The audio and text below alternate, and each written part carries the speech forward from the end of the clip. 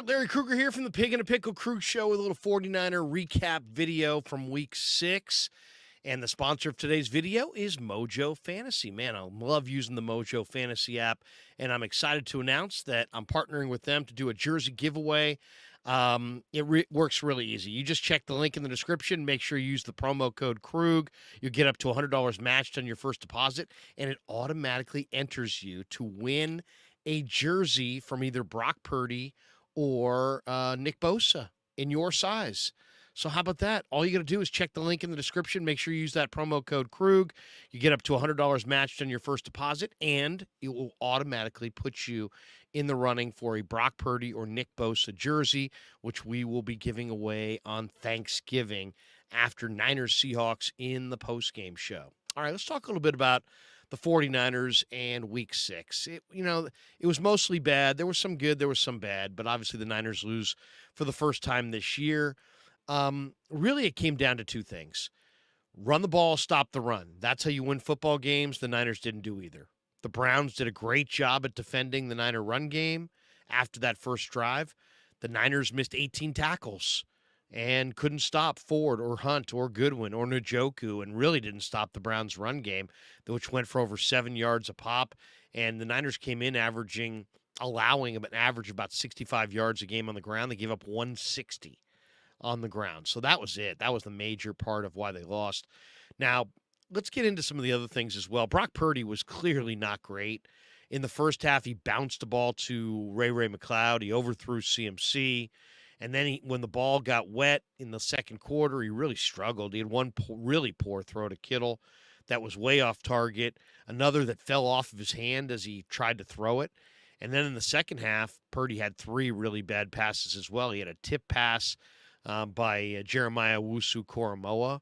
And then he threw the ball badly behind Ayuk, which was intercepted by Emerson. And then he had a ball late in the game on the final drive that was behind the receiver that was intended for Jennings, and Newsome almost intercepted it. Easily could have been his second pick. So Purdy was not sharp. Definitely not sharp. Now, there are reasons for it. Ayuk had 3 drops. Debo had a drop and then left early. So those two guys combined for 4 drops. 49ers were sloppy in this game. They had 12 penalties. It's too many penalties. Jake Moody missed 2 field goals, including a 41-yarder that would have won the game.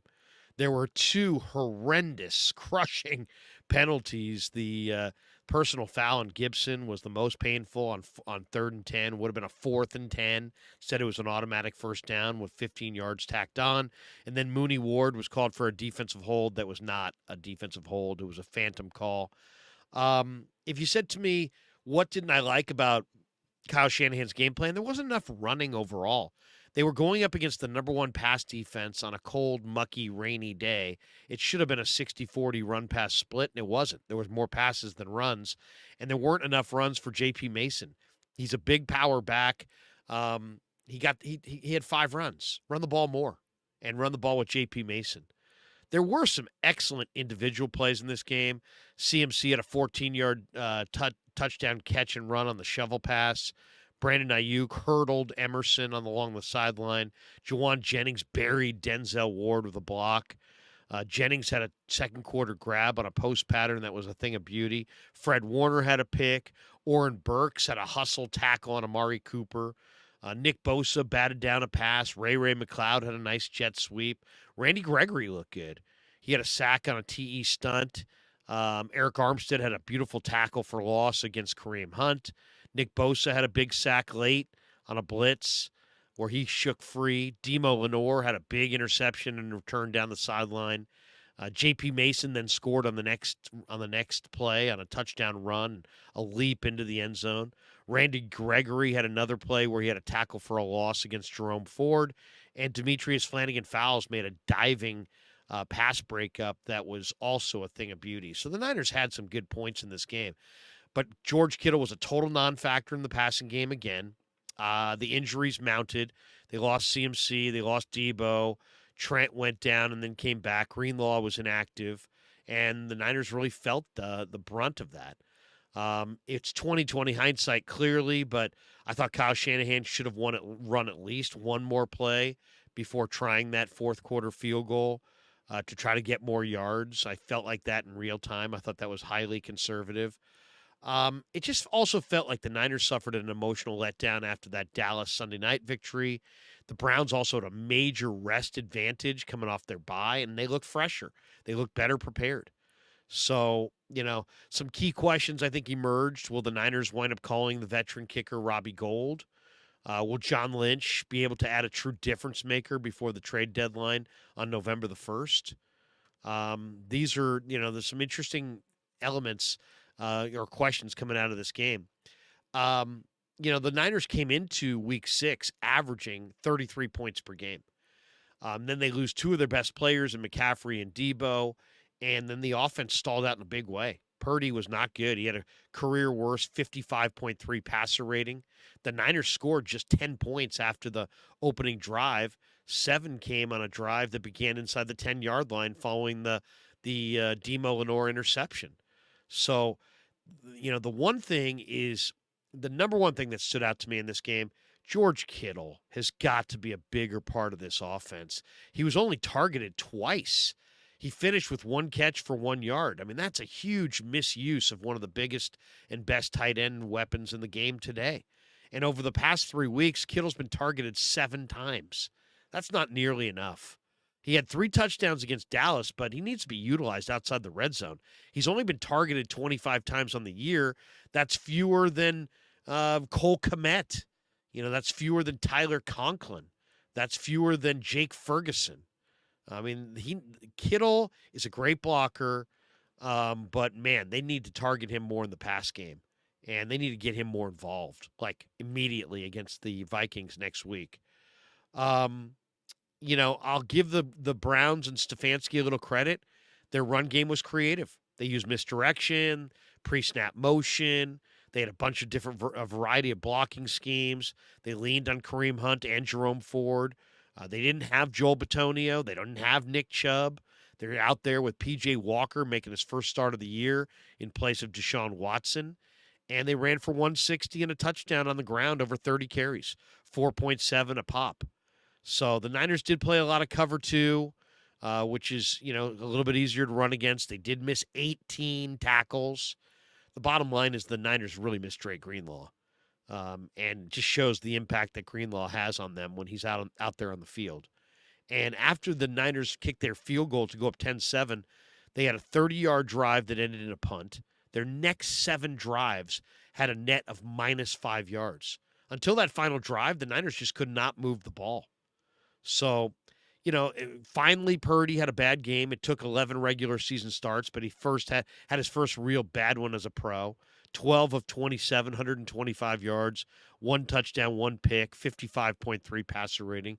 He wasn't good. But, then there's reasons for it. He spent most of the game without his 2 most reliable targets. He's going up against the number 1 defense on the road, the number 1 pass D on the in the NFL. And despite all of that, he still, had them in position, the Niners in position to win the game in the final possession. So it wasn't a disaster for Purdy, but he wasn't sharp. The penalties were too much. 12 penalties for 105 yards. The Browns had more penalties, but the Niners weren't sharp at all there. So, one thing that Chris Kocurek told me is that, man, he can't play Nick Bosa 70 snaps a game because he won't be fresh for the playoffs. Well, Nick Bosa played 68 snaps.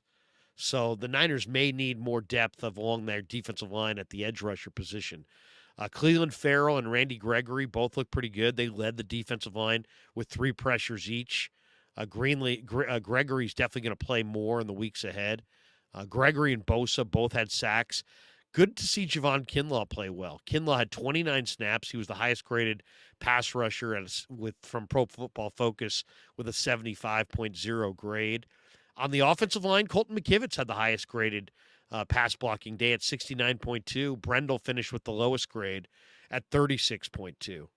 So overall, the Niner offense, was not very good.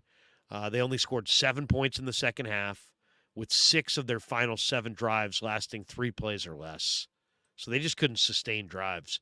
In fact, following Moody's 1 field goal, the Niner final drives ended like this: punt, end of the half, interception, punt, punt, punt, and then touchdown on the one play, 8-yard drive set up by the Lenore pick, and then missed field goal. So offensively, they just didn't do enough in this game in the second half.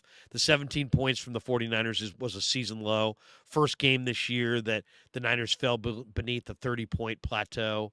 And also Sunday marked the 9th time Kyle Shanahan's offense was held to 20 points or less against a Jim Schwartz defense in 10 games. So bottom line is Schwartz has his number, and it was not a good one. So the Niners turned the page. We'll see how healthy they can get before next Monday's tilt in Minnesota against the Vikings. But overall, not a good day at the office for the 49ers. All right. Hope you enjoyed the video. We're brought to you by Pig and a Pickle and, of course, Mojo Fantasy.